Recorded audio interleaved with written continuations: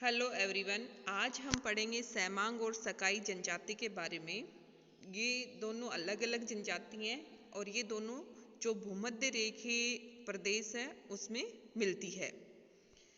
सैमांग जो जनजाति है उसका निवास क्षेत्र, सैमांग जनजाति के लोग भूमध्य रेखीय प्रदेश में स्थित मलाया और दक्षिणी थाईलैंड के पर्वतीय भागों में निवास करते हैं। मलाया में भूमध्य रेखीय जो वन है वो मिलते तथा दक्षिणी थाईलैंड में मानसूनी प्रकार के वन मिलते हैं और ये जंगली प्रदेशी सैमांग लोगों का निवास क्षेत्र है। अब देखो, भूमध्य रेखीय प्रदेश है तो वहाँ पर तापमान भी उच्च रहेगा, यानी 20 से 27 डिग्री सेल्सियस तापमान, और वार्षिक वर्षा 200 सेंटीमीटर से अधिक पाई जाती है। यहाँ के जो वन है उनमें अनेक प्रकार के जीव जंतु भी पाए जाते हैं। इनके शारीरिक लक्षण निग्रिटो प्रजाति से संबंधित माने जाते हैं, जो कद में नाटे छोटे होते हैं। पुरुष और स्त्रियों की औसत लंबाई इनकी 150 सेंटीमीटर और 145 सेंटीमीटर पाई जाती है। इनकी त्वचा का रंग गहरा भूरा तथा बाल छल्लेदार तथा काले होते हैं। इनकी नाक चौड़ी एवं चपटी तथा होठ मोटे होते हैं। इनका चेहरा आगे को निकला हुआ होता है। व्यवसाय: सैमांग लोग वनों से प्राप्त होने वाली वस्तुओं को एकत्रित करते हैं और उसी पर अपने जीवन निर्वाह करते हैं। ये लोग कृषि या पशुपालन नहीं करते हैं, ये प्रकृति प्रदत्त जो पदार्थ होते हैं उन पे निर्भर रहते हैं। अब देखो, उष्ण आर्द्र जलवायु है, उपजाऊ मिट्टी होने के कारण यहाँ बहुत तरह के वृक्ष और वनस्पतियाँ प्रचुर मात्रा में उपलब्ध होती है। सैमांग लोग 20 से 25 व्यक्तियों के दल के रूप में रहते हैं और ये एक स्थान पर कुछ ही दिनों तक ठहरते हैं, क्योंकि ये उपयोगी जंगली पदार्थों को एकत्रित करने हेतु एक स्थान से दूसरे स्थान के लिए भ्रमण करते रहते हैं।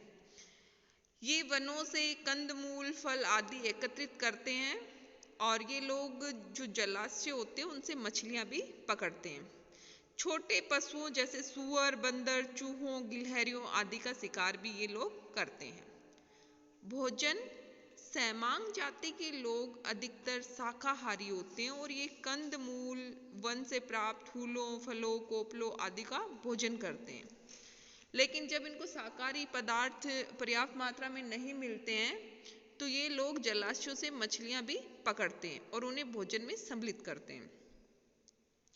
वनों से जो भोजन एकत्रित करने का कार्य है वो मुख्यतः स्त्रियां करती हैं और ये लोग भोजन को बचाकर नहीं रखते, यानी उसका संग्रहण नहीं करते हैं, क्योंकि जिस प्रदेश में ये रहते हैं उष्ण आर्द्र जलवायु में, वहाँ पर अगर भोजन को संग्रहण किया जाता है तो जल्दी सड़ जाता है, तो इसलिए ये प्रतिदिन भोजन एकत्रित करते हैं। इनके भोजन में जो रतालू होता है, याम, उसका अधिक महत्व है, जो वहाँ पर्याप्त मात्रा में उपलब्ध होता है।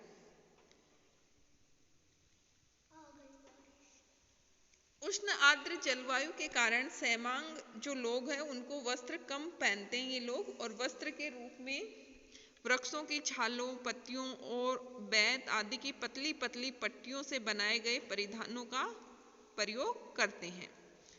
स्त्रियां बांस के लंबे दांतेदार कंधे जो कंगे होते हैं को अपने साथ रखती हैं और उस पर वो चित्रकारी भी रहती है, उन कंगों पे वो चित्रकारी भी करती हैं।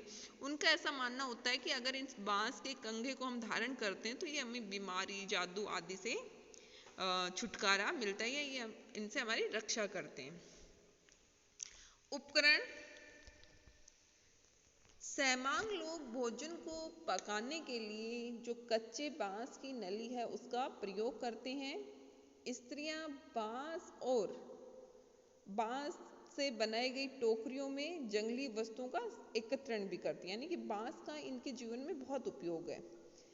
नदियां तथा अन्य जलाशय हैं उनसे भी ये बांस का बेड़ा, राफ्ट बना के पार करते हैं।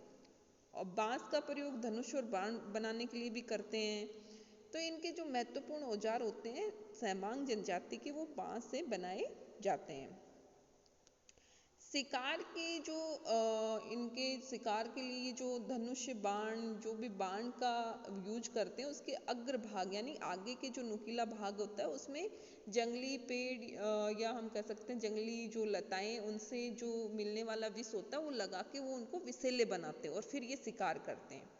शिकार के लिए ये लोग लकड़ी के लाठी, डंडे तथा नुकीली बर्छियों का भी प्रयोग करते हैं। निवास गृह या झोपड़ियां सैमांग विचरणशील होते हैं, जिनके कारण ये स्थायी निवास नहीं बनाते हैं और ये लोग लकड़ी, बांस और घास पत्तों से झोपड़ियां बनाकर रहते हैं।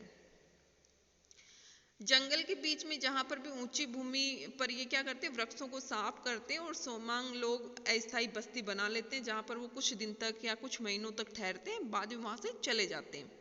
इनकी एक बस्ती में 5 से 6 से लेकर 10 से 15 झोपड़ियां तक हो सकती है और प्रत्येक परिवार की झोपड़ी अलग अलग होती है और जो झोपड़ी बनाती है वो मुख्यतः स्त्रियां बनाती हैं। झोपड़ियां प्राय बांस और लकड़ी के खंभों और ढांचों पर खजूर के पत्तों को मंड कर बनाई जाती है, यानी कि इनके जीवन में बांस, जो कि भूमध्य रेखीय वर्षा वनों का प्रमुख वृक्ष है, उनका इनके जीवन में बहुत अधिक महत्व है। अगला आता है सामाजिक संगठन। सैमांग लोग कई छोटे छोटे दलों या समूह में बटे होते हैं। सामान्यतः हर दल का एक निर्धारित अधिकार क्षेत्र होता है और इस क्षेत्र का क्षेत्रफल लगभग 15 से 20 वर्ग किलोमीटर तक पाया जाता है। प्रत्येक दल अपने अधिकार क्षेत्र के अंतर्गत ही जंगली वस्तुओं को एकत्रित करता है और कोई भी दल अगर अन्य दल के अधिकार क्षेत्र में चला जाता है या वहाँ से जो वस्तुएं वो प्राप्त कर लेता है, जंगली वस्तुएं, तो इनके मध्य में लड़ाई या संघर्ष संभावित होता है, यानी कि लड़ाई वगैरह कर लेते हैं। तो ये एक दल दूसरे दल के अधिकार क्षेत्र में जो वनों से प्राप्त वस्तुएं वो एकत्रित नहीं करते हैं। एक स्थान पर कई दल परस्पर अच्छे संबंध रखते हैं और सद्भावनापूर्ण व्यवहार भी करते हैं। सैमांग का प्रत्येक दल एक स्वतंत्र इकाई के रूप में होता है और जो दल का प्रवास है या निवास स्थल का चयन है, उसमें जो सबसे वृद्ध सैमांग होता है उसका राय सर्वप्रमुख होती है और सभी उसके निर्णय को मानते भी हैं। सामूहिक रूप से फल एकत्रित आदि को जो वो एकत्रित करते हैं वो विभिन्न दलों में बांटने की भी इनमें परंपरा प्रचलित है। इनमें युवक और युवतियों के विवाह उनके वयस्क होने पर किया जाता है और शिकार के पूर्व सैमांग युवक और युवतियां थोड़े थोड़े समय के लिए बारी बारी से जो उनका प्रिय भोजन होता है उसका निषेध यानी उसको त्याग कर व्रत धारण करते हैं। युवावस्था प्राप्त होने के पूर्व भोजन निषेध के व्रत का अनिवार्य रूप से, यानी कि वो भोजन निषेध करना इनके लिए अनिवार्य होता है और इस परंपरा का पालन उन्हें करना पड़ता है, क्योंकि अगर वो उस भोजन को निषेध करते हैं अपने लिए तो वो अवशिष्ट भोज्य पदार्थ अन्य जो आयु वर्ग के लोग हैं, जैसे कि बूढ़े लोग हैं, बच्चे हैं या निर्बल है, उनको आसानी से मिल जाता है और भोज्य पदार्थों की कमी नहीं होने पाती। तो इसलिए ये लोग जो प्रिय भोज्य पदार्थ है उसको निषेध करके व्रत धारण करते हैं। कौन? युवक। अब देखो ये जो डायग्राम है इसमें आपको मैंने ये समझाने की कोशिश की है कि सैमांग और सकाई जो जनजाति है उसका निवास स्थान, तो ये है सैमांग का, यानी कि दक्षिणी थाईलैंड और जो मलाया प्रायद्वीप, और ये है सकाई का, यानी कि सैमांग के दक्षिण का भाग है सकाई जनजाति का। अब हम पढ़ते हैं सकाई जनजाति के बारे में। सकाई को सनोई के नाम से भी जाना जाता है और मलाया के भूमध्य रेखीय वनों की जनजाति है और ये सैमांग के जो दक्षिणी निवास क्षेत्र है सैमांग का, उसके दक्षिण में स्थित है। यहाँ पर वर्ष भर उच्च तापमान, उच्च आर्द्रता एवं 200 सेंटीमीटर से अधिक वार्षिक वर्षा के कारण यहाँ घने वन पाए जाते हैं, जिनके वृक्ष अधिक लंबे तथा घने होते हैं और उन पर लताएं लिपटी रहती हैं। और देखो जब इतनी विषम परिस्थितियां हैं तो यहाँ पर सूर्य की किरणें भूमि तक नहीं पहुँच पाती और भूमि सदैव तर रहती है। इन जंगलों में अनेक प्रकार के छोटे बड़े जानवर पाए जाते हैं और साथ ही विभिन्न प्रकार के विषैले सांप और कीड़े मकोड़े भी पाए जाते हैं। इनके जो शारीरिक लक्षण है वो सैमांग से अलग होते हैं। ये ऑस्ट्रेलाइड जो प्रजाति है उससे संबंधित होते हैं। इनका रंग साफ होता है, बाल ऊन के समान घुंघराले, सिर लंबे, नाक मध्यम चौड़ी।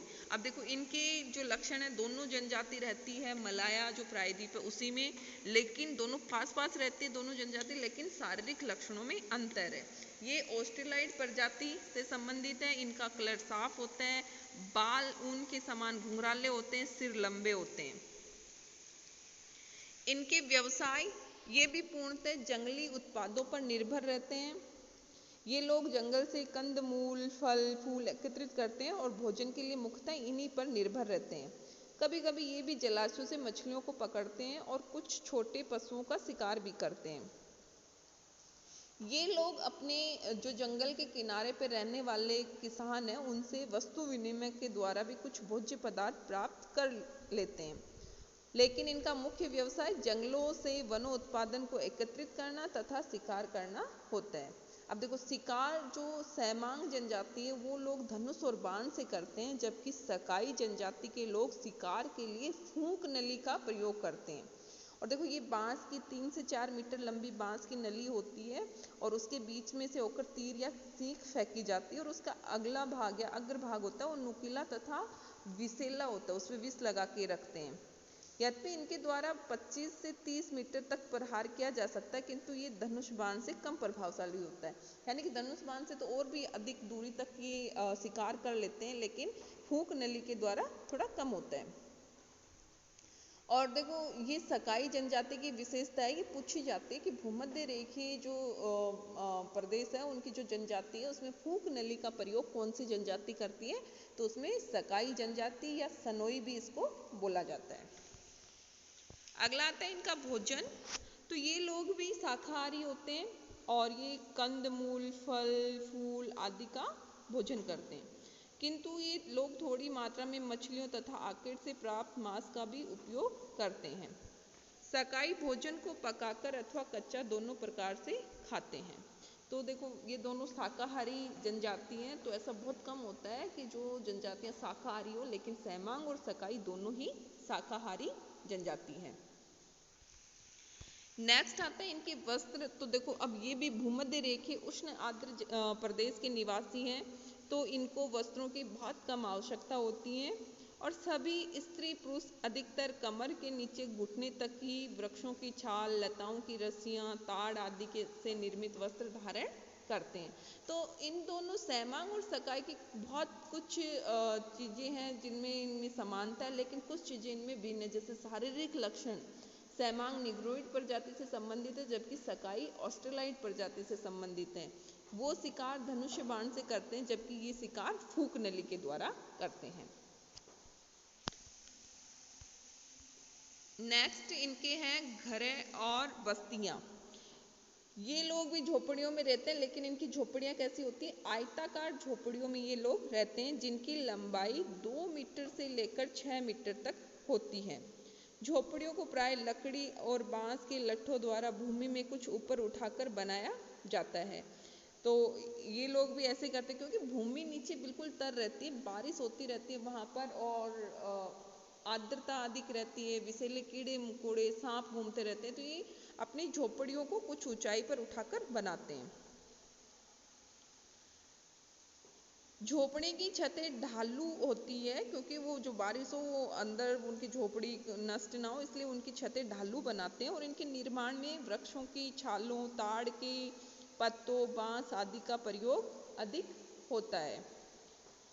बड़ी झोपड़ियों को अधिकांश भूमि से 1.5 से 2 मीटर तक ऊंचाई पर बनाया जाता है, जो लकड़ी के खंभों पर टिकी होती है, और छोटी झोपड़ियों को पेड़ के ऊपर शाखाओं पर बनाया जाता है। अगर छोटी झोपड़ी बनानी होती है तो उसको पेड़ों की शाखाओं पे बना देते हैं, लेकिन अगर बड़ी झोपड़ी का निर्माण करना है तो वो भूमि से 1.5 से 2 मीटर की ऊंचाई पर लकड़ी या बांस के लट्ठों को गाड़ के और फिर बनाई जाती है।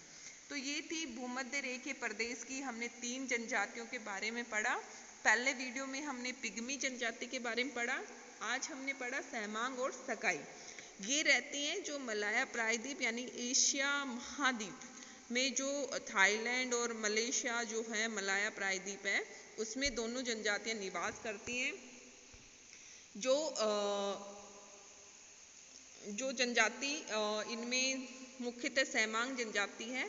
सेमांग जनजाति दक्षिणी थाईलैंड और उत्तरी मलाया या हम कह सकते उत्तरी मलेशिया या मलाया प्रायद्वीप में रहती है, जबकि सकाई जनजाति उसके दक्षिणी भाग में निवास करती है।